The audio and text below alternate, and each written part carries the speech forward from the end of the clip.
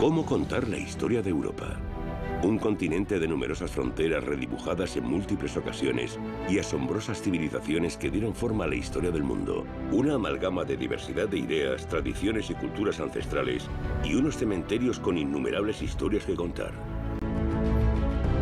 Echemos un vistazo atrás en el tiempo y examinemos más de 2500 años de historia. ¿Qué fue? ¿Qué sigue siendo? ¿Y qué le depara el futuro? Europa nunca ha estado unida. Es un continente de conflictos y cooperación. Su diversidad la ha hecho fuerte.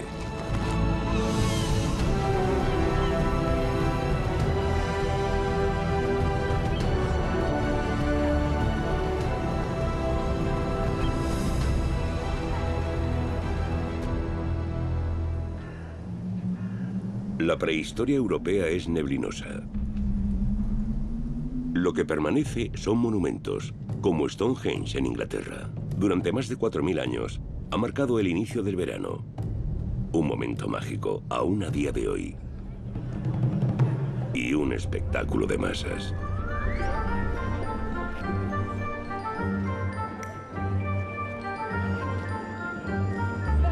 Pero no hay que dejarse cegar por los conjuros o su mágica aura. El origen de Europa no está en Inglaterra.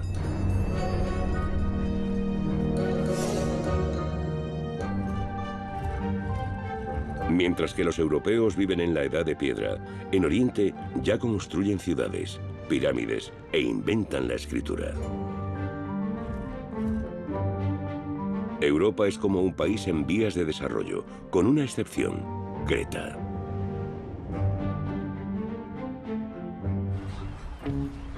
La prueba de que Creta sigue muy orgullosa de su cultura y su antigua grandeza se puede encontrar en todas partes.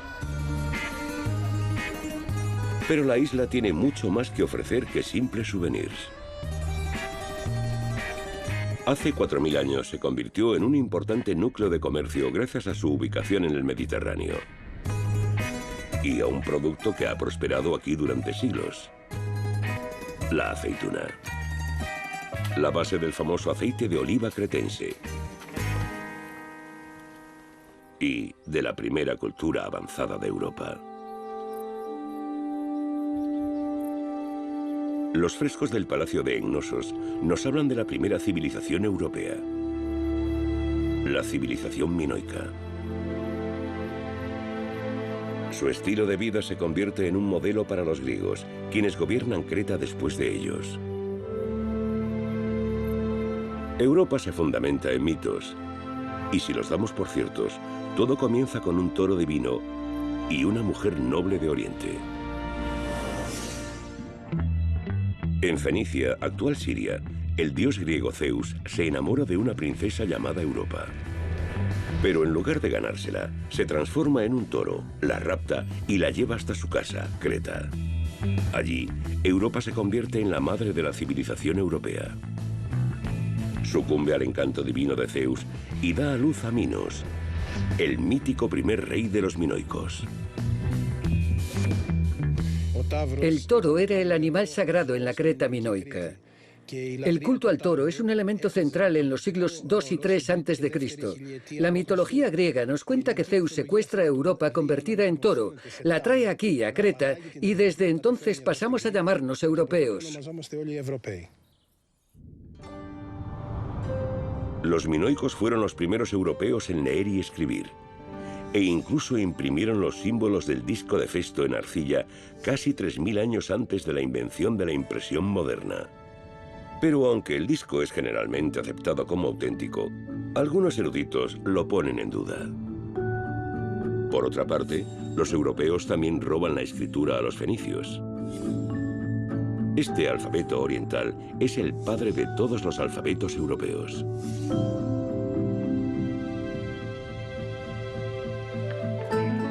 Solo con la invención de la escritura se pueden registrar los recuerdos. Esta dota de identidad a las civilizaciones y es indispensable para ellas, incluidas las europeas. La escritura es la primera prueba de unas raíces comunes. Su origen conecta a los europeos, a pesar de sus diferencias superficiales.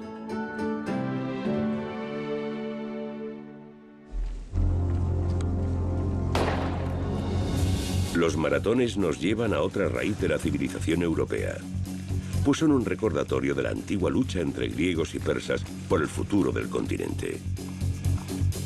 En el año 490 a.C., soldados de Atenas toman posiciones en la ciudad costera de Maratón, Grecia. Quieren defender la libertad de las ciudades-estado griegas contra la tiranía del imperio persa.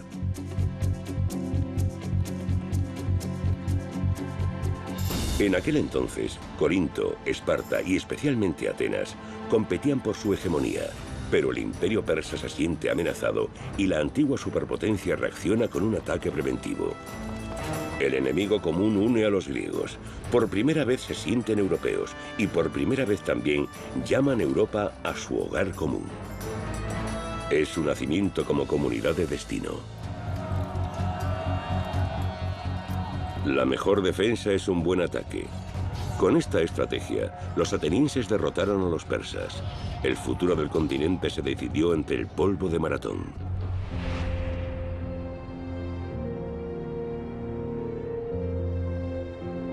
La Acrópolis, punto de referencia de la ciudad, es erigida de nuevo tras la guerra, más gloriosa que nunca.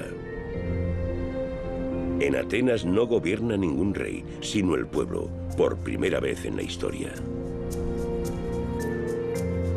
Por su servicio militar, los ciudadanos tienen voz política. Pero la democracia en Atenas no es perfecta. Al mando solo hombres, mujeres y esclavos no tienen voz ni voto. Para el resto, la participación en asambleas es un deber cívico. Muchos se mofaban de la democracia llamándola gobierno de la turba, pero tras la victoria de Maratón, esta se impone de forma permanente, una victoria para la democracia ateniense. La experiencia de combate de Atenas y la búsqueda de soluciones conjuntas durante la preparación de la guerra fueron un requisito crucial para el surgimiento de la democracia. Los ciudadanos del resto de ciudades-estado vivieron experiencias similares, pero en Atenas llegaron particularmente rápido a la democracia. Al menos por fuera, los templos modernos de la democracia en Europa recuerdan a la antigua Grecia. Pero a diferencia de hoy, los atenienses no elegían a sus representantes, realizaban sus propias políticas.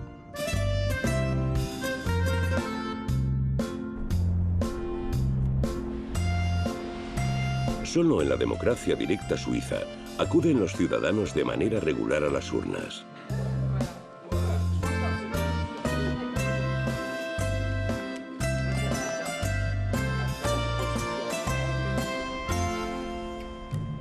Pero los griegos no solo muestran a Europa la democracia, sino que establecen estándares en el arte y la cultura.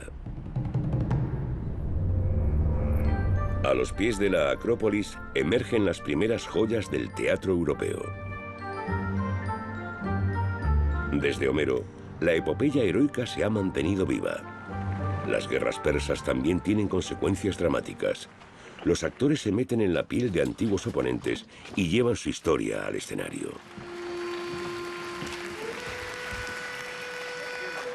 Entre bambalinas se halla Esquilo, un veterano de la batalla de Maratón, apoyado por el joven político Pericles.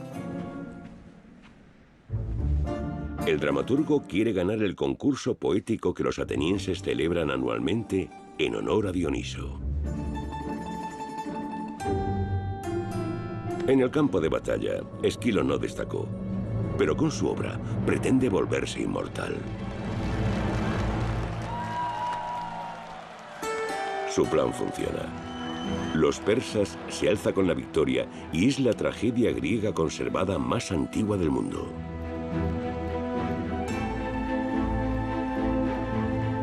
Entre tragedias y comedias, los griegos enseñan al mundo a entretener. Incluso Hollywood recurre a los antiguos métodos de narración de historias. Como decía Aristóteles, el teatro purifica el alma. Las historias que se cuentan originalmente derivan de mitos. Tratan conflictos que no solo pueden ser resueltos por los dioses, sino también por los humanos. El mensaje de que hay soluciones para cada conflicto lleva a la sanación espiritual.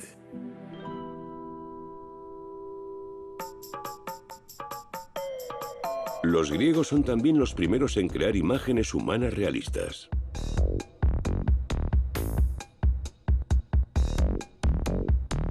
Con medidas de modelos, las estatuas antiguas representan un ideal de belleza aún vigente, pero raramente alcanzado.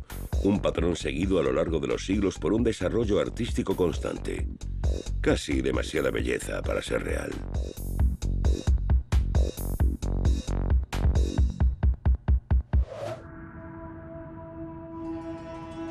Los griegos inmortalizan también a sus grandes pensadores. Los retratos de los filósofos Sócrates, Platón y Aristóteles cuentan con rostros únicos y celebran al individuo. Su visión y comprensión del mundo penetra profundamente en la memoria de los europeos. Todo es cuestionado y medido. Desde muy temprano aprenden a entender el entorno a través del pensamiento y la observación, adentrándose así en las primeras leyes de la naturaleza. Los investigadores europeos modernos se basan en sus métodos. Copérnico, Galileo, Newton o Einstein tienen un mismo objetivo: reducir la complejidad del mundo a una simple fórmula. Los griegos se reúnen en Olimpia cada 4 años para medir pacíficamente su fuerza. Pero en la antigüedad falta una disciplina: el legendario maratón con el que todo empezó.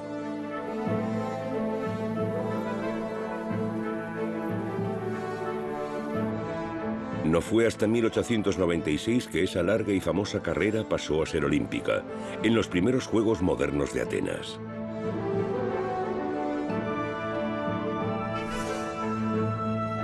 El primer maratón lo ganó un griego, Espíridon Luis, quien hoy en día aún es venerado por los helenos como un héroe.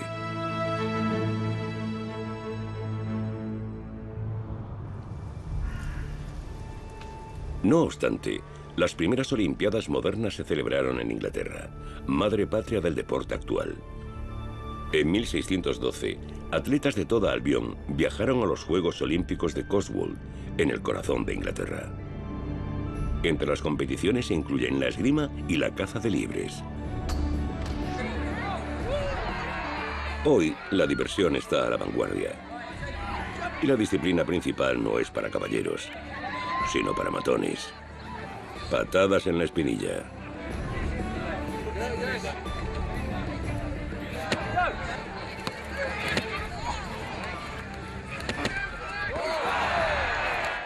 ¿Cómo sería un gran pateador de espinillas? Es difícil de definir. Obviamente debes tener tolerancia a un poco de dolor o a una cantidad significativa de dolor a veces. Estar en forma, ser fuerte y ser ágil.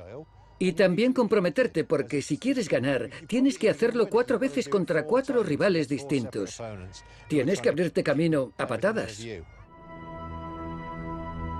Para entender cómo la cultura griega se propagó por Europa, tenemos que remontarnos al siglo IV a.C. Durante esa época, el rey y conquistador griego Alejandro Magno extiende la civilización helénica por el mundo.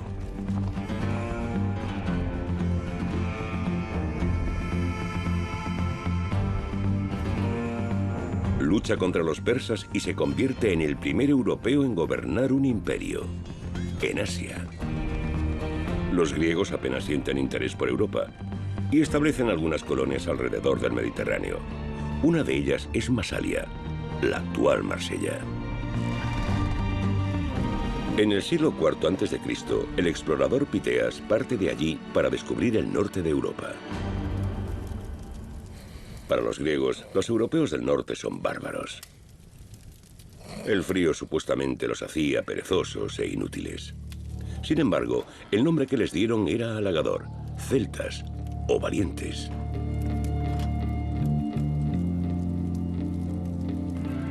Los griegos no quieren luchar, quieren comerciar. Y para ello, deben mostrar a los celtas su cultura.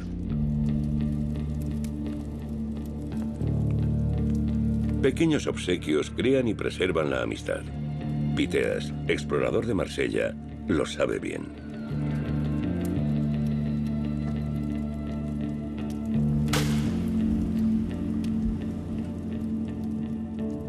No siempre es fácil civilizar el salvaje norte de Europa.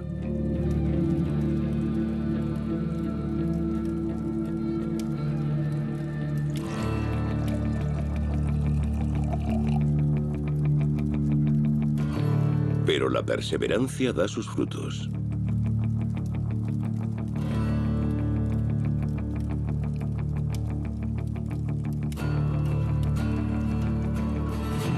Los celtas adquieren el gusto por el estilo de vida mediterráneo, y en especial por el vino griego. Actualmente, los descendientes franceses de los celtas superan a los griegos no solo en el consumo de vino, sino también en su producción.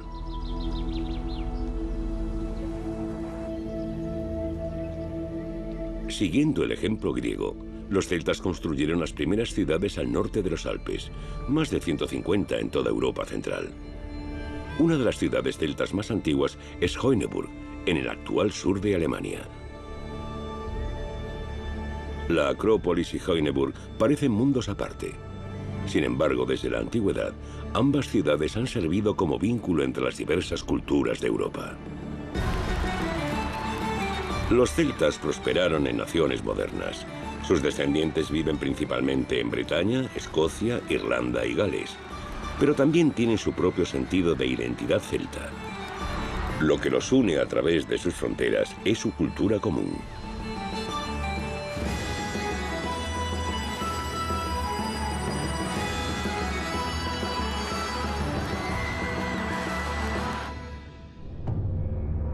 En la actualidad, la cultura celta es un fenómeno marginal. Pero en el 60 a.C., la historia era distinta. Los celtas gobernaban entonces gran parte del continente. Y posteriormente, en el siglo IV a.C., a punto estuvieron de conquistar Roma. Los días de gloria de la ciudad eterna junto al Tíber han pasado. Aún así, esta fascina a los bárbaros del norte. Hoy la misión de sus invasores es inofensiva: tomar fotografías de Roma. Buscan ver las ruinas de un imperio que gobernó casi toda Europa.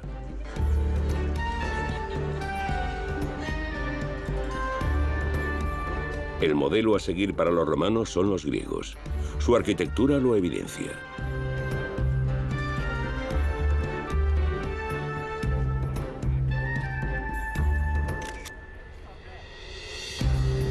La prueba más asombrosa es el Panteón.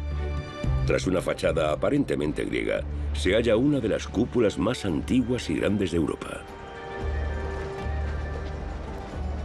Los romanos eran alumnos muy aplicados y se apoderaron deliberadamente del legado griego.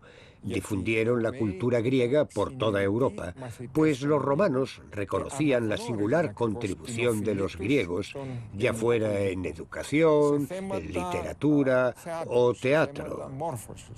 Esto significa que muchos logros griegos fueron absorbidos y transmitidos por los romanos. Por ejemplo, la legislación romana tiene raíces griegas. Los romanos se apropiaron del legado griego para siglos venideros. En todos los ámbitos, los romanos seguían por los griegos.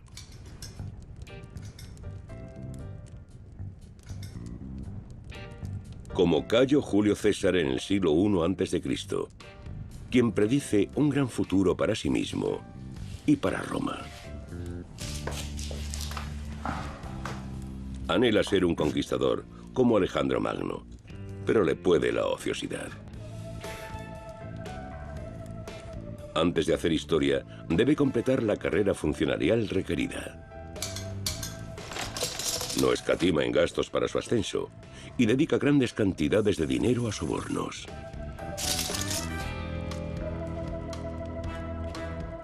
Lo que ahora necesita es una guerra para ganar estima y llenar sus arcones vacíos.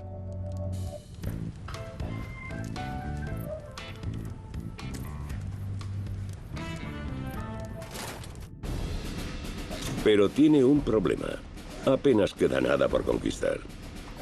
Alrededor del Mediterráneo, sus antepasados derrotaron a sus competidores, excepto en el salvaje norte de Europa.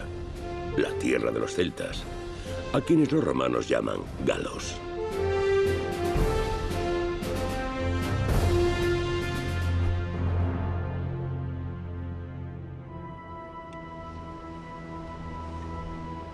En la actual Francia, el gobernante celta Vercingetorix se enfrenta a las legiones de César. Sin embargo, su postura ganadora es engañosa y el galo debe ceder.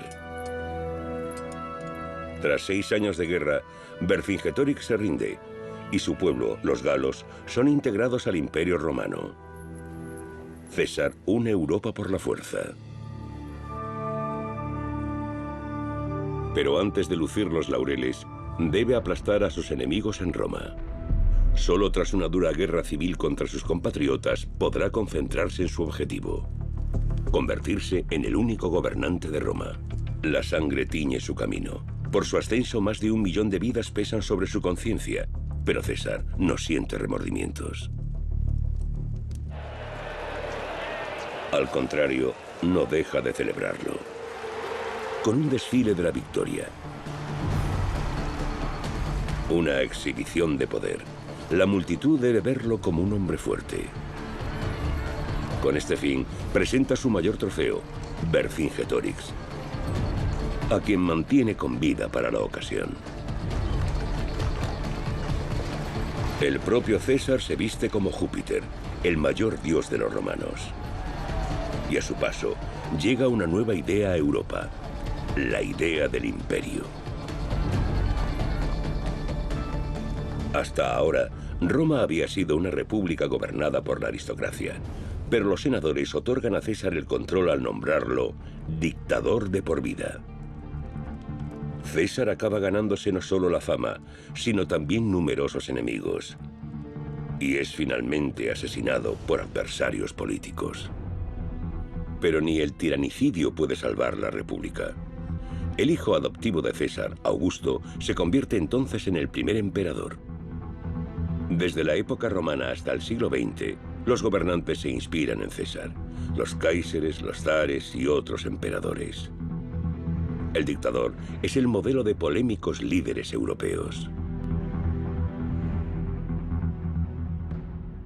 Es constante en la historia de Europa el contraste entre la idea del imperio y la realidad pluralista de Europa que rechaza las ideas imperialistas. De modo que, al final, todos los grandes imperios europeos fracasan. Esto comienza incluso antes de que se pueda hablar de Europa como tal, con Carlomagno. Luego está el caso de Napoleón, y después el del último gran emperador de Europa, Hitler.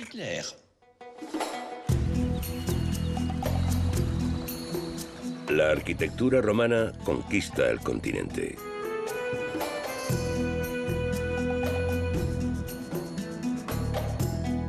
Los romanos traen su cultura del baño a Britania. En sus colonias se pueden disfrutar las ventajas del estilo de vida romano, incluso en las provincias. En gran parte del continente, el imperio deja su impresionante huella. Hasta el día de hoy, los europeos del norte siguen impresionados con los logros de los legionarios. Y ahora, como entonces, muchos bárbaros se romanizan voluntariamente. Como aquí, en el Festival Romano de Treveris. Pero los romanos tienen más que ofrecer que pan y circo. Ellos dan forma al sentido europeo de la justicia. Aplican la regla in dubio pro reo en caso de duda a favor del acusado. Y hasta hoy se sigue hablando latín en numerosos tribunales. El Imperio Romano es el primer estado de derecho del continente y ante la ley todos los ciudadanos son iguales, un hito. El derecho civil romano era una herramienta esencial para la integración de nuevos ciudadanos, ya se sometieran por la violencia o voluntariamente. Ofrecía privilegios fiscales y legales, derecho a voto. Pertenecías a ese grupo privilegiado de ciudadanos del Imperio Romano. Todo el mundo quería la ciudadanía romana. Por primera vez, el Imperium Romanum une una gran parte de Europa, pero va mucho más allá. rodea el Mediterráneo, el Mare Nostrum romano. Pero no todos los europeos quieren pertenecer al imperio. Los pueblos de las actuales Alemania y Escocia resisten obstinadamente. En lugar de ceder ante los bárbaros, como los llamaban, los romanos construyen la primera Europa fortificada. En el norte de Gran Bretaña se sellan con el Muro de Adriano. Y construyen también una línea de fuertes fronterizos por los ríos Rin y Danubio, el Limes Germanicus, un límite cultural que divide el continente.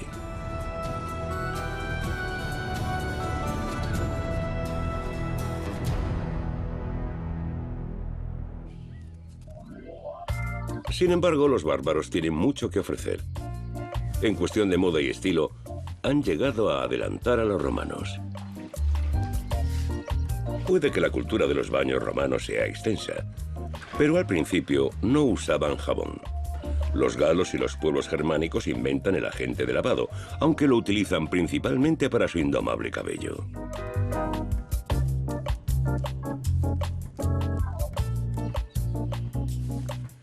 Sus camisetas y pantalones son prácticos y se adelantan a su tiempo.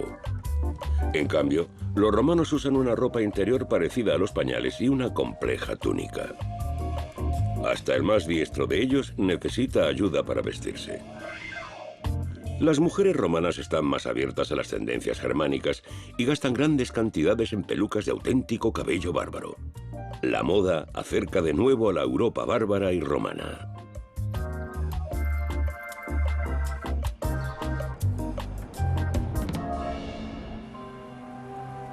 Hoy, Europa es un continente de iglesias. Son un rasgo característico de la cultura europea.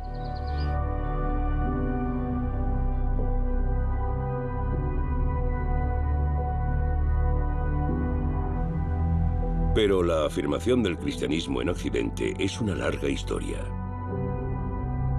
No comenzó en Jerusalén, sino en York, pues aquí, en el año 306 después de Cristo, Constantino el Grande es proclamado emperador romano. Hasta este momento, el imperio estaba dividido entre 4 emperadores, y en vez de en Roma, estos gobiernan desde el actual Milán, Tréveris, Sirmio y Nicomedia. Pero el cielo romano es aún más complejo. Allí reinan varios dioses. El más poderoso es Júpiter. El océano está gobernado por Neptuno, los campos de batalla por Marte, y Venus es la indiscutible reina de la belleza. Todo es distinto en Jerusalén, entonces capital de la provincia romana de Palestina. Aquí viven los judíos, quienes rezan a un solo Dios. Representan la primera religión del libro que moldeará Europa. Una vez más, Oriente marca la pauta. Una nueva era comienza con un predicador judío llamado Jesús de Nazaret.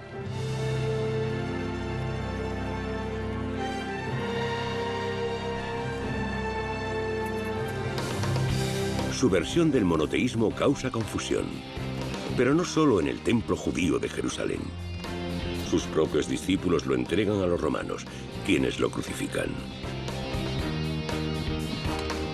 Y si nos fiamos de sus discípulos, Jesús despierta de entre los muertos y asciende al cielo. Pero allí es mucho menos tolerante que en la tierra.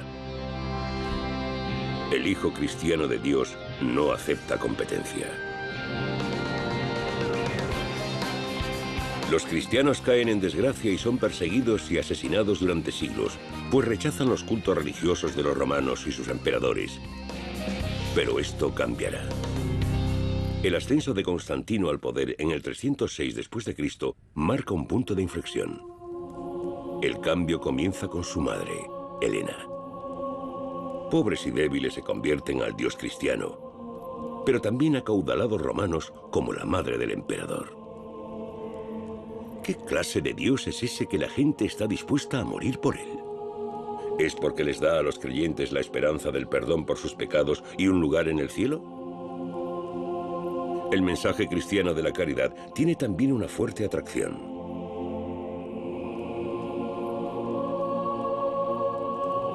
Pero Constantino aún no está convencido, aunque no le vendría mal algo de ayuda celestial.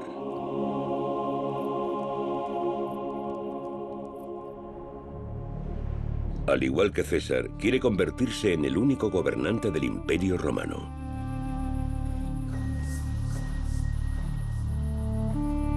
Constantino adora al Sol Invictus, el invencible dios Sol. Pero según los cronistas, Constantino comienza a dudar la noche anterior a una batalla crucial. Hablan de una visión.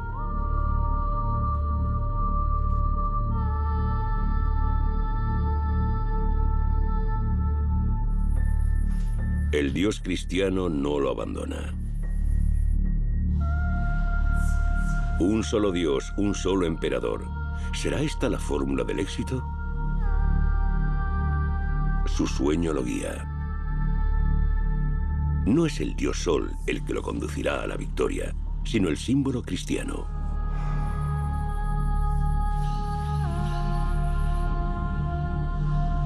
Las letras griegas Chi y Rho, abreviatura de Cristo, el crismón.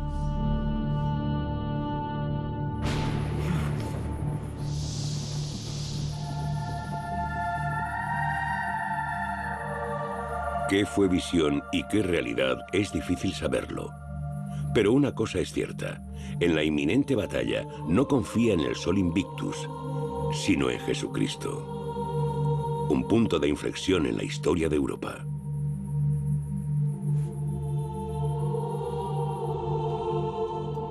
Bajo la bandera de Cristo, Constantino gana la batalla del Puente Milvio. Una victoria crucial para él y para el cristianismo.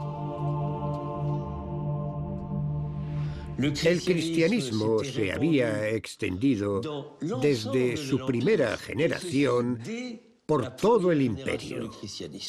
Esto lo vemos en los apóstoles que caminaron con Jesús o en el apóstol Pablo con sus viajes por el Mediterráneo.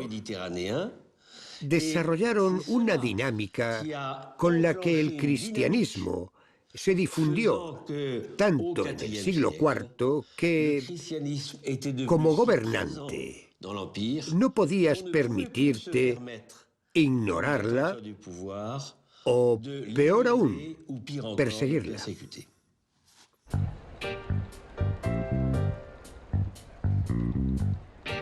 Como era costumbre en Roma, Constantino celebra su éxito con un arco de triunfo. Sin embargo, algo ha cambiado. Por primera vez, la victoria no queda acreditada a Júpiter ni a Marte, sino simplemente a la inspiración divina. Al emperador poco le importa la humildad cristiana. Con una colosal estatua se inmortaliza a sí mismo. En la tierra lo recordarían, aunque no hubiera vida eterna en el cielo.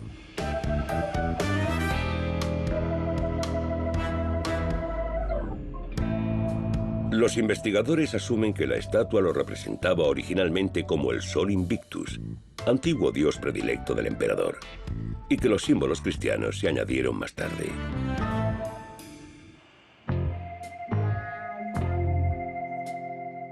Constantino fomenta la construcción de iglesias como esta en su antigua capital imperial, Treveris. Y como siempre, es bastante pragmático. La basílica, utilizada por los romanos como palacio de justicia y mercado, se convierte en el prototipo de todas las iglesias cristianas.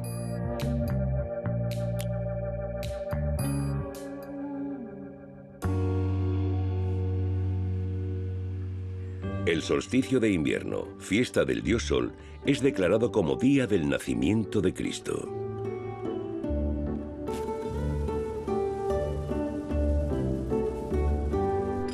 Constantino da a paganos y cristianos un motivo de celebración, incluso hoy.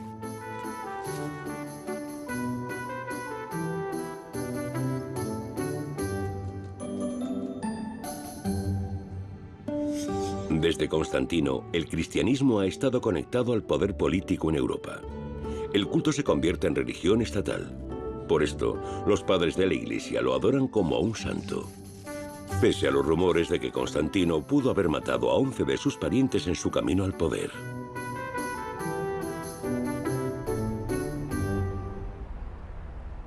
20 años pasan hasta que Constantino se convierte en el único emperador de Roma.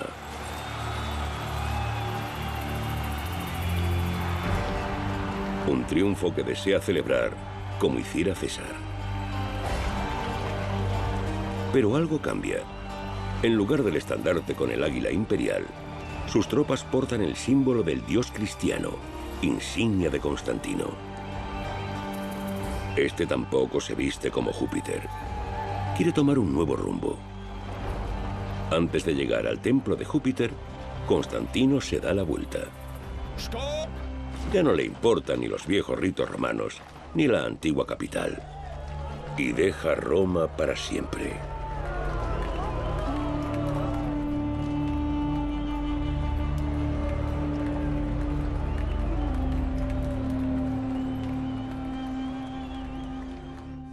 Aunque ya lo estaba realmente, con Constantino el imperio quedó dividido en dos mitades, una latina y una griega. Y la verdadera capital no era Roma, sino Constantinopla, bautizada así por Constantino. Junto al Bósforo levanta su nueva capital, Constantinopla, la actual Estambul. El lugar donde Oriente y Occidente se encontraban fue una vez el centro de la Europa cristiana con la mayor iglesia de la antigüedad, Santa Sofía. Una extensión del cielo en la tierra construida por los sucesores de Constantino. Ellos son los que hacen del cristianismo la religión del Estado y llevan al Imperio Romano a florecer por última vez antes de perecer. En el siglo V, Roma se ve debilitada por la crisis interna, las guerras civiles y la a menudo citada decadencia tardorromana. La élite romana está embriagada por el lujo.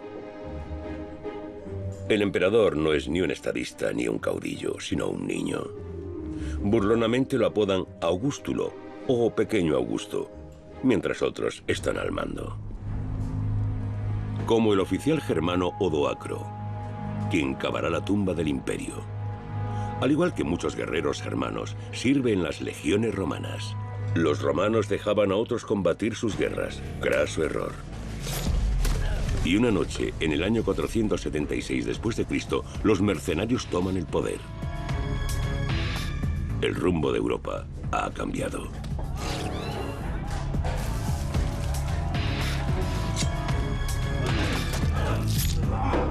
Ya no son los romanos los que deciden, sino las tribus germánicas a las que llaman despectivamente bárbaros.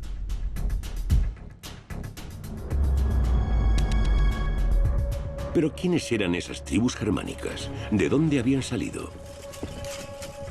En el siglo IV invaden el Imperio Romano.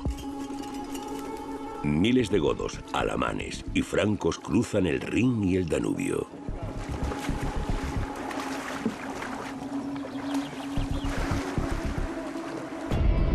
Los hunos, grandes jinetes del este, han invadido Europa central y han desencadenado una migración masiva. Como relató un oficial romano, pronto dejamos de contar las tribus bárbaras. Esos migrantes germanos son los antepasados de numerosos europeos. El Imperio Romano y de Occidente es historia. ¿Pero qué queda? Los bárbaros cultivan la herencia romana en Europa. Y aún hoy sigue siendo visible en las redes de calles y ciudades de origen romano.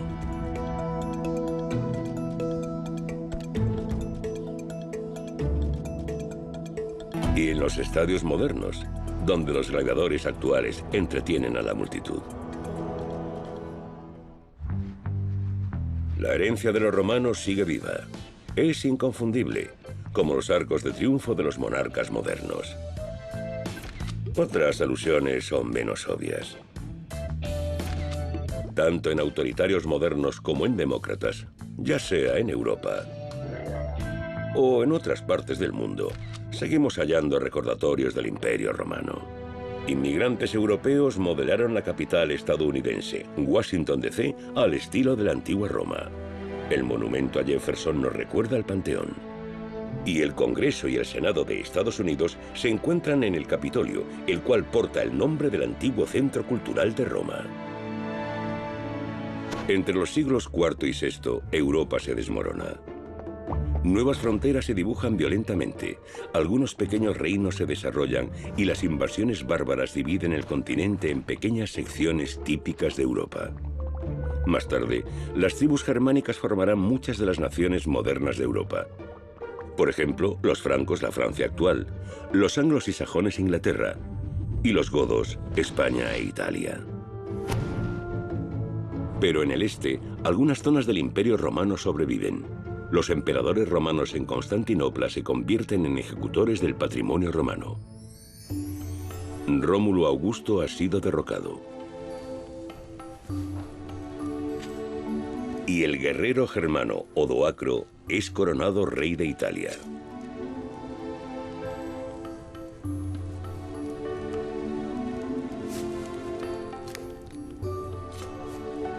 El manto imperial es llevado a Constantinopla. A partir de ahora, Oriente y Occidente seguirán caminos diferentes. Debido a las llamadas invasiones bárbaras, el Imperio Romano de Occidente no tardó en desaparecer, a diferencia de la parte oriental. Este es el momento en que comenzó la división del Occidente de influencia latina y el Oriente de influencia griega. Una ruptura que se acentuó en siglos posteriores y que, a mi parecer, todavía representa la división más significativa en la historia de Europa. El Imperio Romano perdura donde hoy acaba Europa, en Constantinopla, actual Estambul. En el cruce entre Asia y Europa se adquieren nuevas influencias.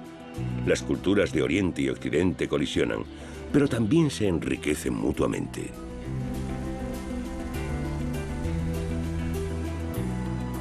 Estambul es ahora islámica, pero durante 1000 años fue el centro oriental del cristianismo. La cultura griega, el arte de gobernar romano y la fe cristiana se funden en la singular cultura del Imperio bizantino, heredero de Europa en el este. En el siglo VI es gobernado por uno de los padres de la Europa moderna, el emperador Justiniano I. No es aristócrata, sino hijo de granjero.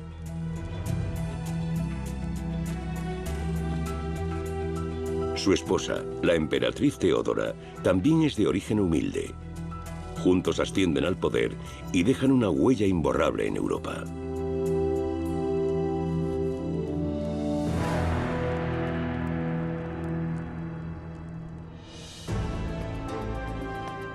El resto del continente miraba a Constantinopla con asombro. Innumerables palacios, iglesias repletas de oro. Durante siglos, Bizancio marca la pauta en las artes y las ciencias europeas. Sus tierras están protegidas contra intrusos. Un elaborado sistema de fortalezas las protege de sus enemigos orientales, persas, hunos y árabes. En el mar, los bizantinos utilizan su arma secreta, el fuego griego, el napalm de la antigüedad tardía, que arde incluso en el agua.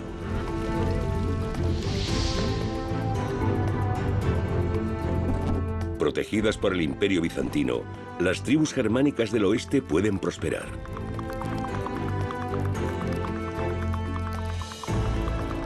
Sin un Bizancio fuerte, el orden europeo que conocemos nunca hubiera existido.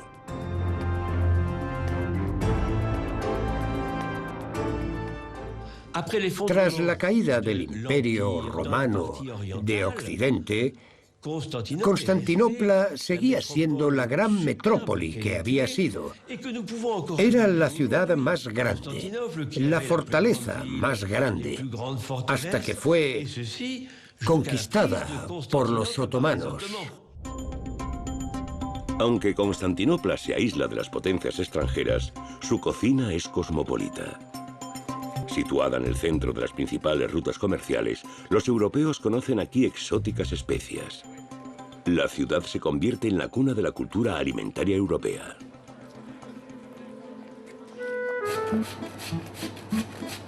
En la cocina mediterránea, y especialmente en Grecia, se conserva el patrimonio culinario.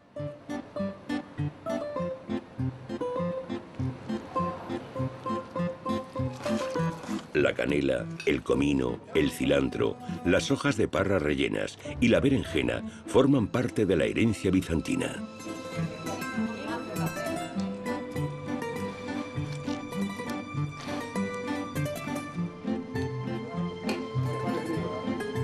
Una cocina de fusión que combina lo mejor de ambos mundos, Oriente y Occidente.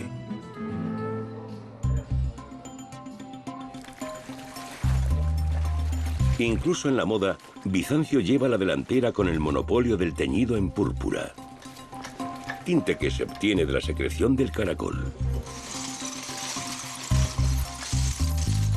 10.000 caracoles deben morir para obtener apenas 1 gramo de púrpura de Tiro.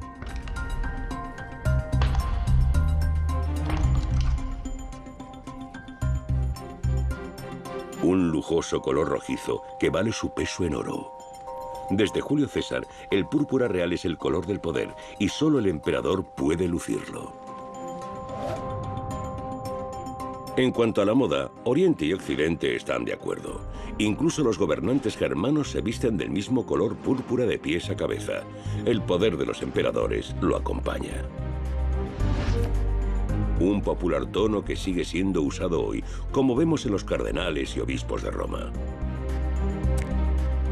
En el siglo VI después de Cristo, el emperador Justiniano arrebata el Mediterráneo a las tribus germánicas. El sur de España, Italia y el norte de África vuelven a su dominio. Europa no solo vuelve a crecer políticamente, sino que también desarrolla un código de leyes.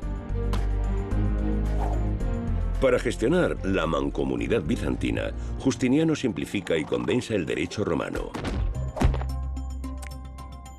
El Codex Justinianus se convertiría más tarde en la base de las leyes actuales.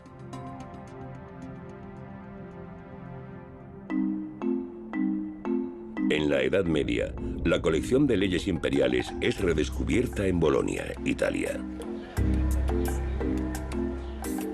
Para estudiar los textos, se funda en el siglo XI la universidad más antigua de Europa, atrayendo a estudiosos de todo el continente.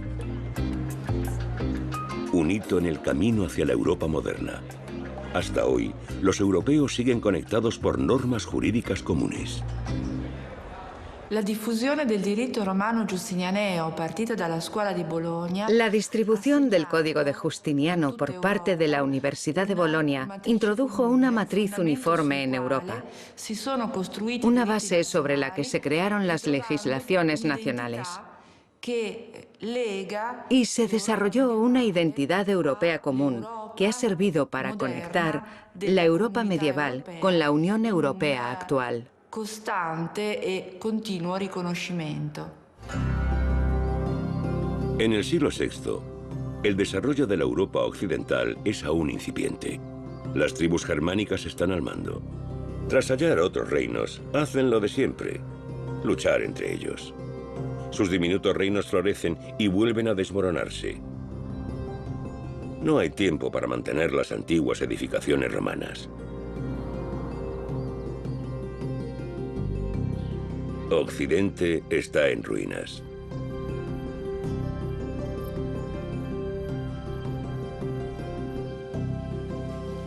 Los bárbaros se retiran a los bosques.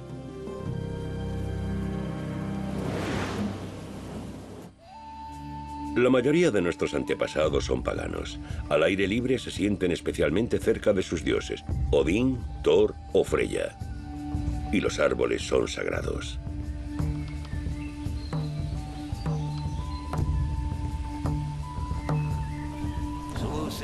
Ahora ya no sacrificamos animales. Occidente es cristiano. Pero ¿cómo se aceptó esta fe?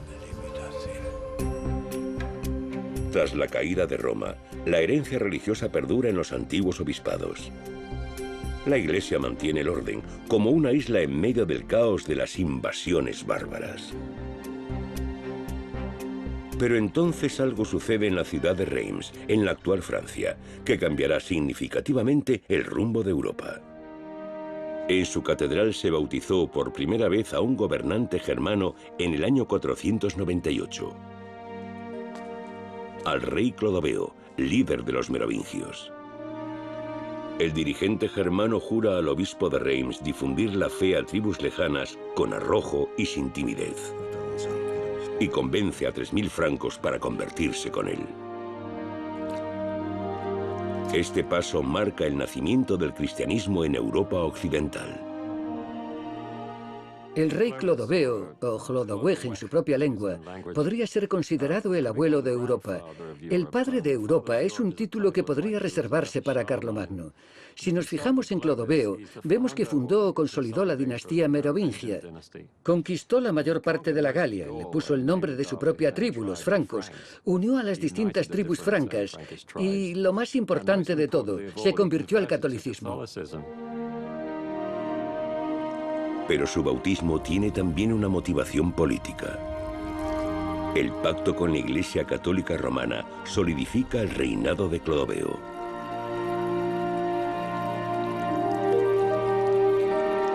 El cristianismo se convierte en una banda unificadora en Europa y también entre Oriente y Occidente.